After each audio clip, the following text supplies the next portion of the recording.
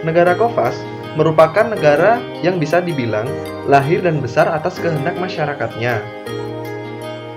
Negara Kopas berdiri pada tanggal 29 Maret 2022. Negeri ini memiliki wilayah yang sangat luas, serta tanah yang sangat subur, karena wilayahnya dikelilingi oleh banyak gunung berapi. Sehingga masyarakat di negara ini mayoritas berprofesi di bidang pertanian. Lambang negara Kopas yaitu seekor harimau yang diapit oleh dua buah pita yang terletak di atas dan di bawah. Seekor harimau melambangkan sebuah keberanian dan kebijaksanaan serta sifat pantang menyerah. Pita di atas bertuliskan nama negara, sedangkan pita yang berada di bawah bertuliskan semboyan negara bersama kita maju. Semboyan bersama kita maju bermakna menjunjung tinggi kebersamaan. Karena dengan menjunjung tinggi kebersamaan, kita dapat mencapai sebuah tujuan.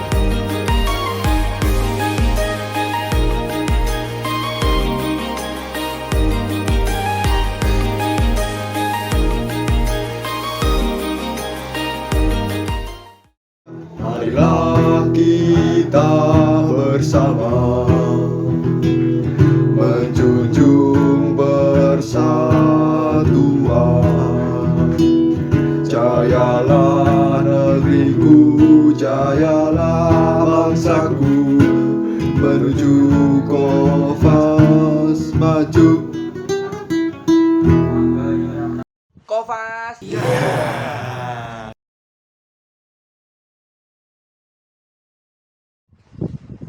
Filsuf Indonesia. Secara etimologis, istilah filsafat berasal dari bahasa Yunani yaitu filosofia, yang berarti cinta kearifan. Kata filosofia tersebut berakar pada kata philos dan juga sophia yang arti cinta kearifan. Berdasarkan pengertian tersebut, filsafat berarti cinta kearifan. Kata kearifan juga berarti kebijaksanaan, sehingga filsafat bisa juga cinta kebijaksanaan. Pemikiran filsafat dibagi menjadi dua, yaitu barat dan timur. Pemikiran filsafat barat adalah pemikiran para filsuf barat, yakni filsafat Inggris, Perancis, Yunani, dan lain sebagainya. Untuk yang filsafat timur, pemikiran dari filsuf timur seperti halnya filsafat Indonesia, Cina, Jepang, dan lain sebagainya. Salah satu contoh filsafat timur adalah filsafat Indonesia. Filsafat Indonesia adalah sebutan untuk yang digunakan atau menggambarkan tradisi kefilsafatan yang dilakukan oleh masyarakat Indonesia.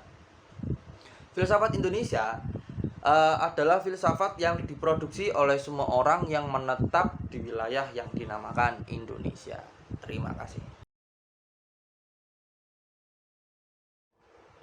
Kali ini saya akan menjelaskan tentang Mulyadi Kartanegara, yang dimana biografi dari Mulyadi Kartanegara antara lain yaitu lahir pada tanggal 11 Juni 1959 di Tangerang. Beliau pernah mendapatkan tugas dari Departemen Agama Republik Indonesia untuk melanjutkan pendidikannya di luar negeri, tepatnya di Center for Middle East Studies, The University of Chicago. Hal itu berlangsung pada tahun 1986 atas dasar beasiswa dari Ford Foundation untuk English International Course di Davis, California, dan Fulbright Foundation. Hingga akhirnya program master berhasil diraihnya pada tahun 1989 dengan tesisnya yang berjudul The Mystical Reflection of Rumi. Begitu juga dengan gelar doktornya yang ia raih di universitas yang sama dan mendapat gelar PhD atau filosofi doktor dari Department of Near Eastern Language and Civilization atau disingkat NELC, The University of Chicago tahun 1996. Teori yang dikembangkan menurut Mulyadi Kartanegara. Mulyadi Kartanegara adalah salah satu pemikir Indonesia yang mencoba berjuang menawarkan epistemologi Islam yang dikenal dengan mistiko-filosofis. Pemikiran mistiko-filosofis yang diusung oleh Mulyadi Kartanegara merupakan respon terhadap pemikiran barat sekuler yang tidak mengakui adanya yang gaib seperti Tuhan, malaikat, jin, dan hari kiamat serta keyakinan umat Islam. Namun hal ini juga dibantah pada abad berikutnya, yaitu pada abad kontemporer yang sudah mengakui adanya yang gaib. Mistiko-filosofis ini merupakan istilah yang diambil dari tradisi Ibn al-Arabi yang dikembangkan Mulyadi Kartanegara sendiri setelah menjalani proses perjalanan pemikiran. Pembacaan yang mendalam dan refleksi filosofi terhadap filsafat Islam yang selama ini Mulyadi Kartanegara geluti. Mistiko-filosofis menurut Mulyadi Kartanegara merupakan sebuah ruang di mana terjadi pergulatan antara indera, akal, dan hati yang saling berkaitan untuk memberikan ilmu pengetahuan terhadap manusia. Keterkaitan teori Mulyadi dengan komunikasi. Tuhan menciptakan alam semesta tidak hanya manusia tetapi juga ada tumbuhan, hewan, dan juga makhluk gaib atau makhluk yang tidak bisa kita lihat dengan mata telanjang. Menurut teori Mulyadi Kartanegara, beliau memperkenalkan pemikiran bahwa makhluk gaib itu ada. Dari berbagai sumber, filsafat bertolak belakang dengan agama.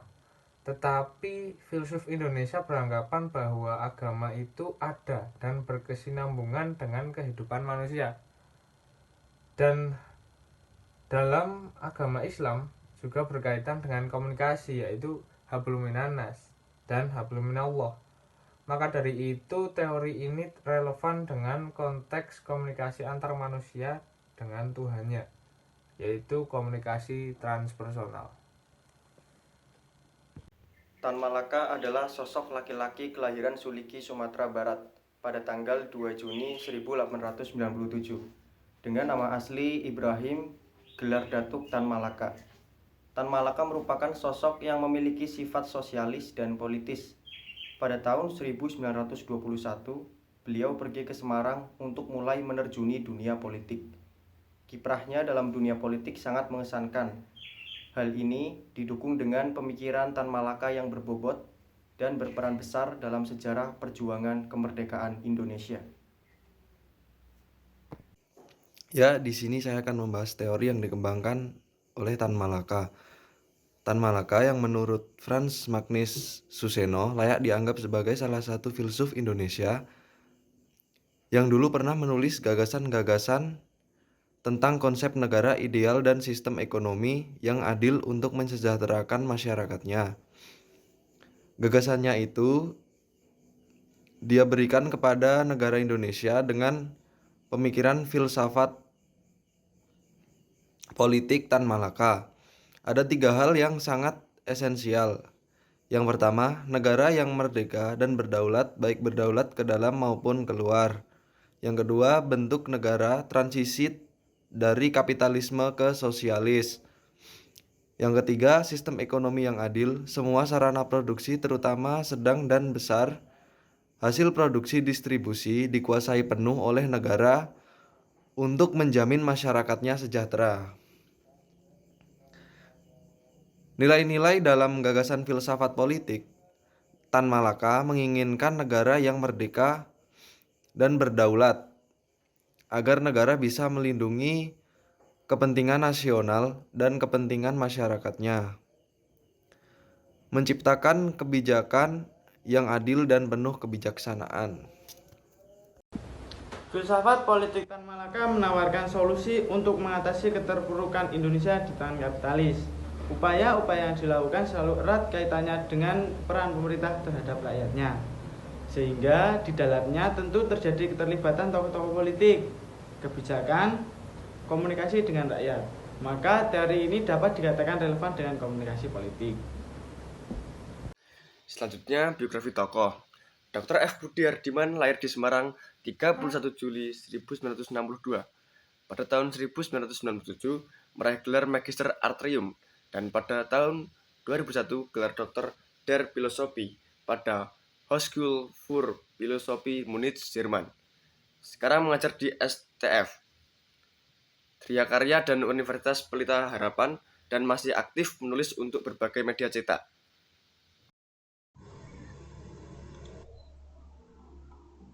Teori yang dikembangkan oleh Dr. Francisco Budi Hardiman adalah karyanya yang dinamakan filsafat fragmentaris, berkata tentang 3 tradisi besar filsafat kontemporer, yaitu fenomenologi, teori kritis, dan dekonstruktivisme yang sampai pada penemuan ciri fragmentaris ilmu manusia. Karya itu membahas 3 misteri besar, yaitu tubuh, kesadaran, dan kekuasaan. 3 tema itu sebetulnya bukan sesuatu yang baru dalam filsafat. Namun Hardiman mendekatinya dengan cara yang sama sekali baru. Hardiman memutuskan diri pada problem epistemologis, sosial, dan politis. Ia melakukan berbagai eksperimen dalam gaya ulasan. Ia bereksperimen dengan menciptakan istilah-istilah yang cukup menggugah, ranum, segar, dan cergas.